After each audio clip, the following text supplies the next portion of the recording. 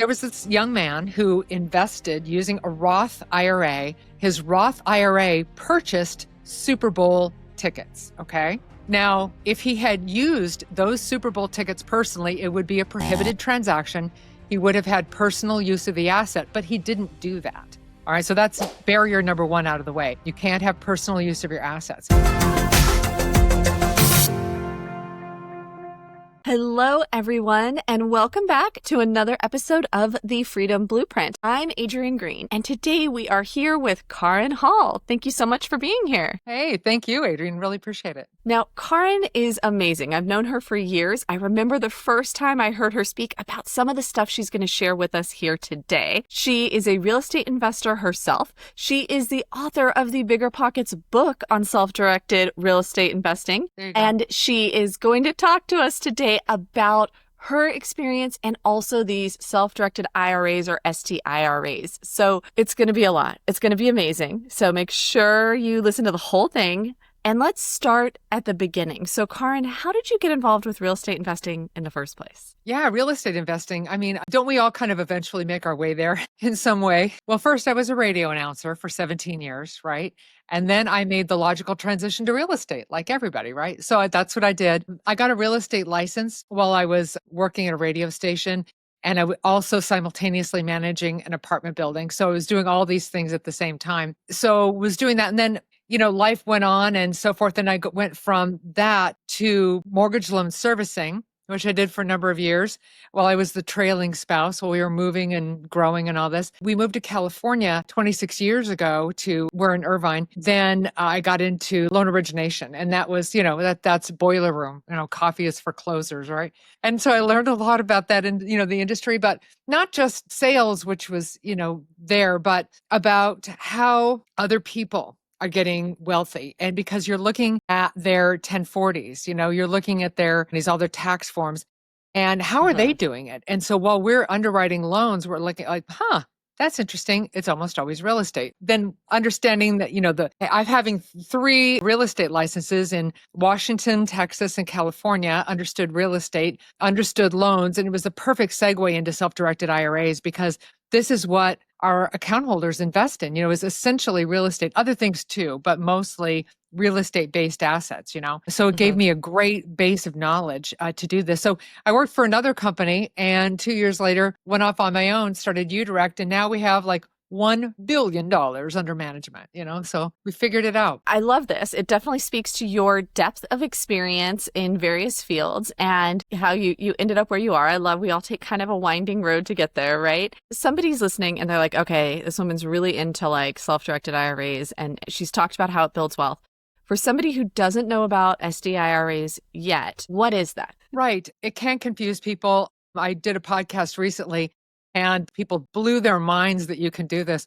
But I'll tell you, Adrienne, you've been able to self-direct an IRA for 50 years, longer than you've ever been alive, So this is the 50th birthday of the IRA. It was 1975 when Gerald Ford, who was a president then, signed the ERISA Act, the Employment Retirement Income Security Act, into effect, created the IRA. And since day one, the only rules about investing with an IRA is that you can't invest. I mean, there are other rules, but I mean, regarding the assets, is that you can't invest in life insurance contracts and you can't invest in collectibles. So no fine wine collection, no car collection, So pretty simple rules. Those are 2 things you can't do.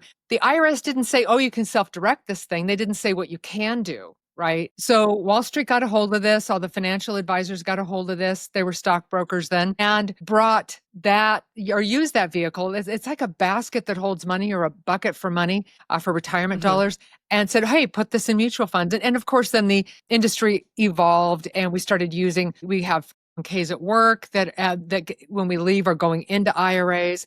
And it's been that way for 50 years. So you've always been able to self-direct. So what does that even mean? That means that you can invest outside the stock market. You don't have to put your IRA in mutual funds, doesn't have to be anything stock market based, doesn't even have to be a CD. It can be an actual house. Your IRA could buy a house. Now, there are rules. You can't live in the house, no personal use. Those are called Things you can't do are called prohibited transactions, but there are rules. And so we will walk our account holders through these rules. We'll say, hey, tell us what you want to invest in. And we'll have a conversation to listen. Hey, does this sound prohibited? But the responsibility to do this correctly is on the account holder. We're here to guide people through that. Hopefully that's a good summary on what a self-directed IRA is. It's just an IRA. The way the money comes in is the same. The contribution limits are the same. The way the money goes out, just the same as any other IRA. The only difference is that asset class that this kind of account holds. Okay. And they can hold real estate, which is what we're most concerned with here. So let's walk through the process. Now, I have found a lot of people, they leave their jobs and they leave their 401ks there. They don't roll it over into an IRA to start with.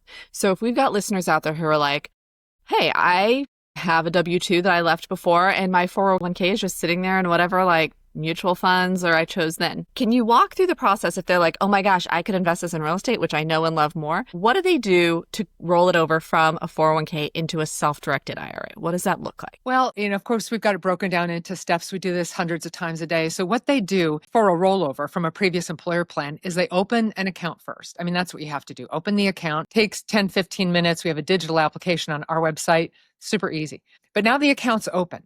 So then you contact your previous employer's plan administrator. It could be, I don't know, John Hancock or I don't know, whatever it may be. It's an administrator. You call them and say, hey, I would like to roll over that money. Here's the information for my new IRA account where I want you to send this money. Here's the address. Here's the account number. Here's how you make the check payable. Because typically employer plans don't wire money. Typically they send a check. It takes a little longer to clear. You got to factor that into your plan. But that's how you do it. You open an account, call your previous plan administrator, say, hey, please move my money. Here are the details. And they say, okay. And they'll take a minute to do it. Usually about 2 weeks before we have those dollars in your account. Perfect. I know it's, similar process if somebody's rolling it over from an IRA that's in mutual funds or stocks, let's say, in the stock market, rolling it over to self-directed, similar process. There is a little difference. So a transfer, an IRA to IRA transfer is different. So when you're completing your application, your digital application, you're telling us then who they are, say it's like Charles Schwab and your account number and all this, and you're giving us permission to transfer that money as part of opening an account. So the minute your account's open, you don't have to call them. We're already handling it. But what you do need to do in advance is liquidate. So maybe you've got money in positions, liquidate those because only cash will transfer over. So that's what you need to do. And it's a lot faster. So an IRA to IRA transfer is a week or it could be less. Awesome. Thank you. I appreciate clarifying that. And so now all the money is in a self-directed IRA and we can start making some magic. Now, if this is new to someone, what I'd love for you to say is like, and maybe you've got an opinion on this. I'd love some opinions. If we were going to say like maybe the top 5 real estate related investments or some things that really work well in self-directed IRAs, what are you seeing there? The number one asset class for our whole industry, and I do sit on the board for our industry, it's called the Retirement Industry Trust Association. So we talk about these things, obviously. And the number one asset is a syndication. And obviously that's when somebody is using this syndication, this agreement, or, they've got an agreement with the SEC that they are allowed to raise money as a Reg A, B, C, or D offering. Okay, in case you don't know. But what a syndication does is allows you to raise capital, but for what? And it's almost always real estate. So it could be maybe a multifamily building, maybe self-storage or mobile home parks, or some sort of, maybe a strip mall, where they're raising money to build something typically is what syndications are for. So that is the number one asset class for our industry. Number 2 right now is cryptocurrency. So that's not real estate, but I'm just telling you, it's the Wild West for crypto, but if people want to dip their toe in it, that's awesome. But real estate related notes. So your IRA, people don't even know this. I love it. They can be the bank. Your IRA can be the bank. Of course, you as the owner of the IRA, you use your IRA as a bank and lend it to other people. Like say, Adrienne, like you want to buy a property and you're, I'm like 20K short. I just need a little loan for this. Hey, guess what, Adrienne? I've got 20K in my IRA. I'll lend it to you. Right. Secured or unsecured, probably secured since it's going to be on real estate. Well, but we can decide. And then there's an agreement to pay my IRA that money back in, just like a note will say, it will have payment terms. So then you will pay my IRA back that loan. So your IRA can be the bank and lend money to other people to open a business, to do whatever you want to do. That's another thing. Also, regarding real estate, these notes are usually secured on real estate, so you can buy performing and non-performing debt. So sometimes loan servicers will sell non-performing debt, and then you can buy it pennies on the dollar in your IRA with the right to collect, X amount. And then you earn the delta, the difference between what is owed and what you paid. I do lending and I love it. And I love how you talked about there's multiple different kinds. And like, to be Yeah. clear to listeners, like you can be that private lender yourself, right? Hard money lender to someone you know in your world for real estate or for something else, like you mentioned. You can also buy these notes, like you said, performing or not performing, right? So there's multiple ways you can be that lender there, which is pretty cool. Yeah. It really is. It blows people's minds. Like, I can do what with an IRA? No, I can't. And even though 50 years have gone by, people are still astonished. So it is true. All right. Any others? Any other favorites that you want to share that people might not think about? I like precious metals personally. That's something that, in addition to real estate, obviously, but precious metals are considered a hedge against inflation. In fact, you can invest in precious metals right through our platform. And of course, you've got gold, silver, platinum, palladium that you can invest in. And obviously the values go up and down. And it's something you don't want to invest in anything until you've done your homework. So make sure you understand the asset class. But for a long time, I've been what they call me a silver stacker, because it comes in these little canisters. But when your IRA invests in precious metals, you don't have personal possession of that. That is custodied for you, because personal possession of an IRA owned asset can be considered a distribution. That there's some technicalities about that. So the precious metals will be custodied for your IRA, but your IRA can own them. And that's one thing that people really like to do, sometimes with their idle cash. I'm just kind of curious, where is it custodied? Who does that? Are you guys doing that at uDirect, or I'm just curious? Yeah. So in order to custody precious metals, you have to be a trust company. So we have most of our account holders' metals stored at Delaware Depository, which is a trust company. It's a depository. It's, mini Fort Knox, as the name would imply, it's in Delaware. And so the metals are stored there under high security. So I've seen like some demos and some videos about their security over there. It's pretty impressive. That is really cool. Very fun. Well, okay. So I have a question for you as we kind of explore this self-directed IRA. Now, obviously, we're talking a lot about real estate investing here, but, as I talk to people who invest in real estate, it's interesting. I talk to people and I'm curious where you see on the self-directed world, people who are like, I already have a lot in the stock market, and doing real estate investing or a self-directed IRA is a diversification strategy, versus others who really don't do the stock market, don't like the stock market, and just do real estate or these alternative investments because they trust it more, or it's something you can feel, it's concrete, it's a physical thing. I'm curious what your breakdown is as you talk to people with like those two camps or philosophies. I think that people learn about the stock market first. It's almost, I've got the stock market on my cell phone. We all do. You can look up and see, oh, what's the market doing? And that is one of the most common things we hear about investing. And we hear about stocks first before we hear about alternative asset investing. Maybe we live in a building and there's a landlord, and you may or may not get how or comprehend and understand how they became a landlord and what their journey was to get there and why that's an investment for them, how the whole business model actually works for that landlord. So I think maybe we learn about the stock market first. Maybe that's why. And also, I'll speak for myself. Working for corporations, I was focused on my job, what I needed to do, all my responsibilities, and I had a 401k. And it's like, just, okay, there it is. Did the pie diagram, diversified and all this, had somebody look at my risk tolerance and all this. And so I just put it over there and focused on what I needed to do and didn't really think too much about it initially. And a lot of people are like that. Like some people think that their 401k is the asset. And it's because we're focused on other aspects of our lives, maybe raising children, maybe doing what we do, and not really that focused initially on what the underlying asset is. Unless, of course, you have a business degree, in which case you know all about it. But the average person may not. And only barrier to entry to have a retirement account is earned income. So you don't have to have a business degree. You don't have to be a financial expert to have a retirement account and to invest in it. You may be required to be what's called an accredited investor, where you have a certain net worth, but it doesn't mean you have a certain education necessarily.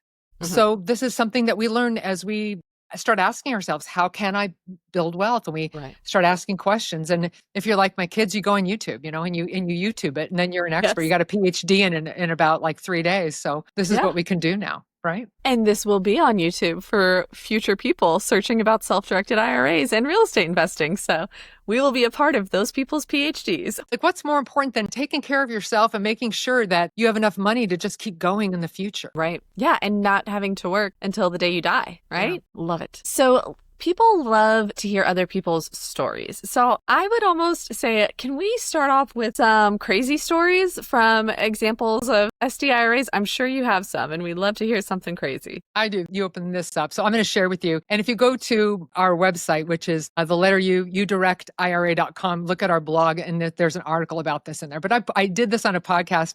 I talked about this crazy investment, and we have like 2 million views because no, you can't do that. And here's why you can't. And even CPAs are chiming in. Oh, no, you can't for this. Okay, so here's what it is. Article on the website. There was this young man who invested using a Roth IRA. His Roth IRA purchased Super Bowl tickets. Okay. Now, if he had used those Super Bowl tickets personally, it would be a prohibited transaction.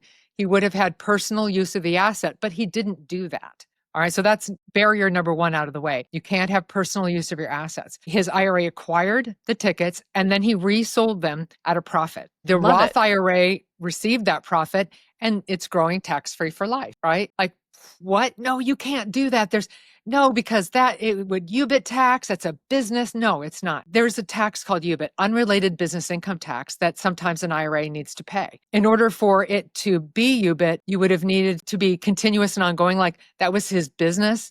But this is a one-time deal. This is not a continuous business or trade. That's another objection that I got to this whole story. But it really happened. Can you do it? Maybe, maybe not. Now, this was a while ago. It was probably 20 years ago that this happened. Things change, but also each different custodian has their own, business model about what they will and won't custody. They say what's administratively feasible. So every custodian can choose what they will and won't custody over on top of the things that the IRS says you can't invest in, life insurance and collectibles. So either a custodian says, sure, it's self-directed, invest in anything you want, or they say, well, we don't take that asset. So you need to find the right custodian that would do that. And it's a wacky story and it always gets a lot of attention. Right. And I could see if he was like scalping tickets as a regular business, that would fall under UBIT, but this does not. What about real estate investing and you bringing up that UBIT tax? That's a good point. Can you give us some examples of like, this wouldn't work because it would be a business in UBIT that we see in real estate investing versus this is okay? Yeah.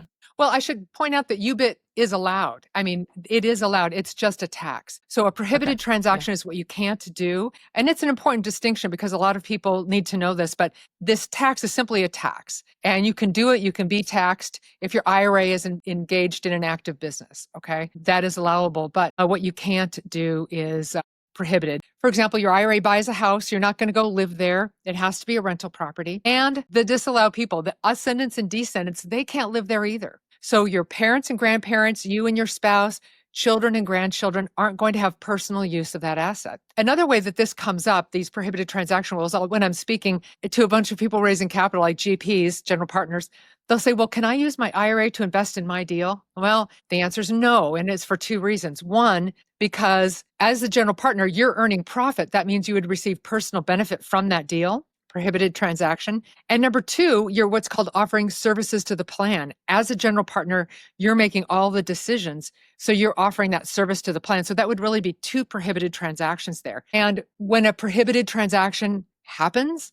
that like tax protected bubble of the IRA bursts. And now that money is just your own money. It becomes taxable to you now with penalties and excise taxes maybe. So we want to keep that tax protected bubble so you have it for later. And that's why uDirect, we offer a 20-minute free consultation. Like, tell us about your deal. What are you looking to do? And then when you give us the documents, we're going to look at the documents. Now, it's your responsibility to make a good investment and a smart choice, but we're going to at least look and see if we see something obvious, but the responsibility is on the account holder to make sure they do it correctly. Okay, right. If you are serious about scaling your real estate business, you need the Freedom Blueprint.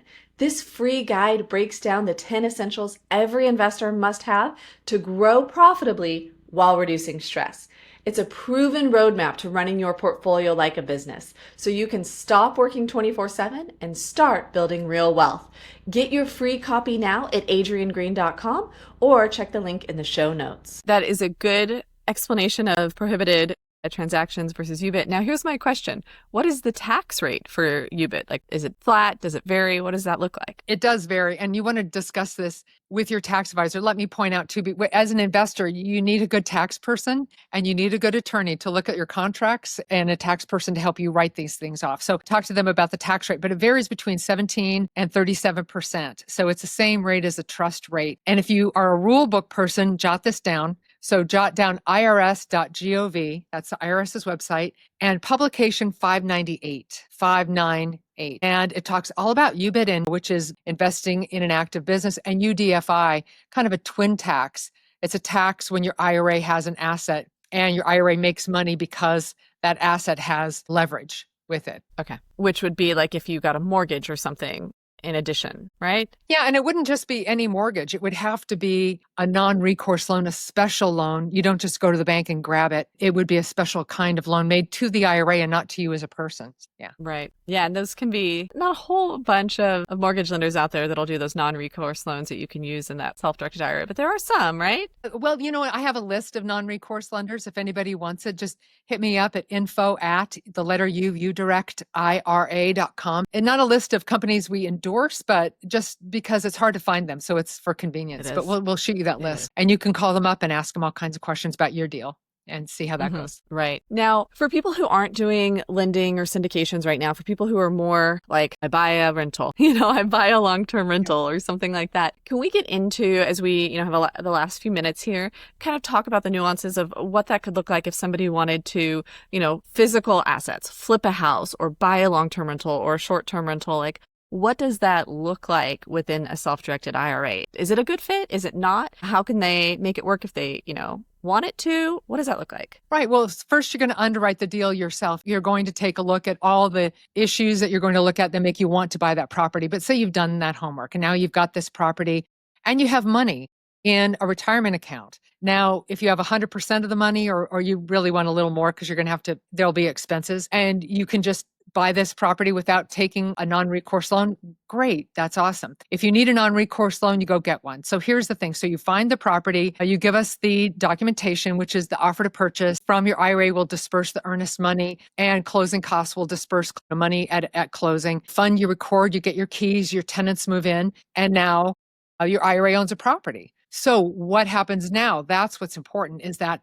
all the rents that are due, all the proceeds from that asset go back to the IRA that owns the asset. It doesn't ever go in your personal, checking account. It goes back to the IRA. That's important. Also, we know real estate, right? So there's always, even new construction has expenses. So all the expenses are going to be paid by that IRA account. And how do you do that? You have to leave a pad of fees or a pad of, idle cash in the account to cover closing costs, rehab costs, property tax, the sewer bill, what have you. Those expenses have to be paid for by the IRA. So your tenant doesn't pay, you need to go after them. You hire a third party to go after them. But on the good side about something that's pretty generous is that you can kind of property manage your IRA-owned properties. So I'll explain. Now, normally you think, well, property management, that's offering services to the plan. Isn't that a prohibited transaction? Not if you just do the following, like you select the property, you can screen your tenants, you can go up to them and collect that check and send it into your IRA, and you can hire third-party vendors to do the work. And I know you're Miss VA, Miss Delegate, and I'm sure that's what you do. And so then you can hire third parties to take care of things for you. That is completely allowed within an IRA. What you can't do is, I don't know, like replace that water heater yourself or go, whatever, mow the lawn at your IRA-owned property. I mean, the IRS isn't sending agents to ask you about the ownership when you're mowing your lawn yet, but you don't want to really try to run afoul of these rules, though. You want to follow them. Right. That's a great outline and delineation to help people understand how that could work. Very nice. Thank you. All right. Well, we are coming up to 30 minutes in. I'd love to open the floor, though. Kaaren, is there anything else we didn't talk about? Any other fun stories you wanted to share? Wow. Maybe a success story? Sure. I was just going to say what's really rewarding, being in this industry is helping people to prepare to retire later. And it's made me really take a look at, well, wait a minute, I'll retire one day. How do I prepare? And it really asked myself all these questions. So There are so many different ways that we can prepare for retirement, including self-directed IRAs. You can self-direct an HSA even, which is a health savings account. All of these things help you get there. So I think of it as layers. And I know that you are like this, where you like to have multiple streams of income. And maybe that's multiple properties or whatever it is, not just everything coming from one stream, right? So in retirement, you can do the same thing. You've got maybe some Social Security. You've got maybe some personal savings on top of that. On top of that, you've got maybe a 401k from an old job. You've got your self-directed IRA. So there's 4 layers already, but other things too. Maybe along the way you acquired an annuity, which is an insurance product, right? Or you've got cash value in whole life insurance, other more layers, of possible cash flow in the future. And then there's your investments, the houses or whatever assets that you've acquired over your lifetime, and either like you sell and liquidate them, or they're cash flow assets that continue to bring you mailbox money. Just layer after layer, as many layers as you can pile on, the more, the better the retirement, or the more secure your retirement can be. Because we've seen in our lifetime, right, how you think everything is so great, and then black swan, darn. Right. But hey, at least I had this, so I'm okay because I had this over here, and I had a hedge against things. And so that's why you want to have multiple streams of retirement income planned for that, so that when something goes wrong, because we know something will, that you're ready, and it doesn't just knock the wind out of you. Right. I love that. And that's one of the things I will say I love with my self-directed IRA. Like you mentioned, syndications is the number one asset. I love a syndication for a way to diversify my holdings without me having to become an expert in another asset class or another location or anything like that. I can just vet the syndicators, know I'm good, and then I can invest in that syndication. And I get all that diversity of different asset class, different location, all of that without having to be an expert in it myself. You bring up a good point too, and people love syndications, but it makes me think that some will view that as a passive investment, and it is, because you're not having to deal with the daily troubles of the asset. But I just want to point out, because it's important, that no asset is really entirely passive, because you need to be checking up on it. You need to make sure that the asset sponsor is communicating with you about the performance. You want to make sure, hey, wait a minute, I was supposed to get that dividend check and I didn't get it.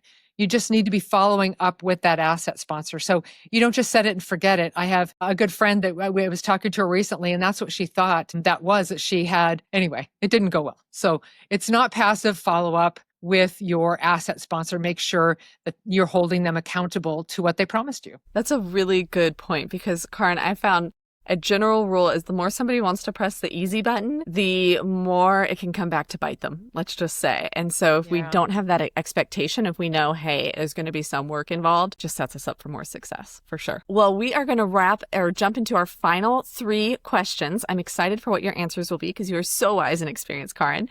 So first closing question, what is your go-to tool for managing operations? Now, this can be on the SDIRA side, something you recommend, or it can be something from your own investing as well. Well, I mean, since I own a company, my go-to is my staff. I've got an amazing staff, and so I delegate. You're the queen of delegation.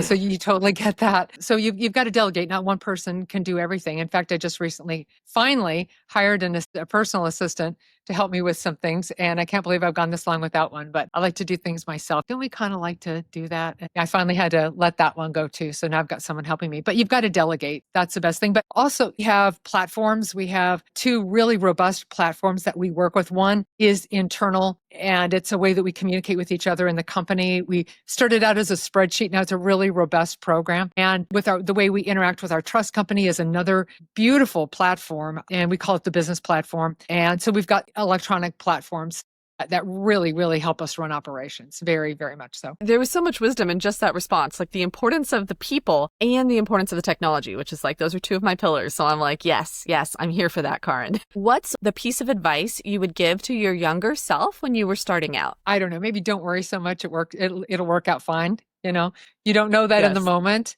And I'm a worrier, and a lot of us moms are, and I would have, worry less. I don't know if I would have been able to take my own advice, because I just, we just want things to go well, and they don't go well sometimes. And even that's okay. That's very wise advice. And then finally, what is a book that's been transformational in your investing journey? Besides this one? I was going to say you can also talk about your own. Yeah. I'm sorry. Shameless plug. I think initially in the early days, the book that opened my mind, like, oh my gosh, I can do this. This is possible, was Think and Grow Rich by Napoleon Hill, which I think that book's 100 years old or more now. Wow. I think he wrote it over 100 years ago. And things haven't changed. I mean, maybe some technology has changed, but just the idea, it's Think and Grow Rich. So it's about mindset. And it's about possibility. And it just like I could do this and I could see the path. This, if I do this, this, and this, I'm going to be there. And so I knew the steps to take, and I knew I needed more education. I needed to understand how the mortgage world works, how the insurance world works. I got an insurance license as well, and how financial vehicles work and how I can use them together. So I took classes, let's put it that way, and learned these things. And then that evolved into what I'm doing now. So that book was a huge, I don't know, it had a huge impact. That's wonderful. And thank you for sharing. And to listeners, yes, if you have not read Think and Go Rich by Napoleon Hill, definitely recommend go order it, download it, whatever you need, and get it now and get started. Yeah. And that and The Richest Man in Babylon that talks about saving and interest and all these things, just some basic about how it all works. But yeah. I understand that. And then finally, Kaaren, if somebody's listening and they'd like to learn more, what is the best way for them to reach you? Yeah, our website is full of amazing information. Our blog is very robust on anything you want to know about self-directed IRA. So it's the letter U, uDirectIRA.com. So uDirectIRA.com. And we're on LinkedIn, we're on Instagram. Hit us up, follow us on Instagram, lots of reels there with little tidbits about self-directed IRAs, Facebook, social media. So we're out there all over the place. And we'll have all that in the show notes as well, but it's so easy to remember. uDirect IRA. Easy peasy for sure. Thank you so much, Kaaren. And this has been an amazing conversation. If you loved today's episode, listeners, please take a moment to subscribe wherever you're listening. I'd love a review or have your feedback. And then who do you know who would benefit from hearing what Kaaren had to share about self-directed IRAs? Who could use this? Right now, please go ahead and send this episode to them so they can listen to it as well. And then join me next week for the next episode of The Freedom Blueprint.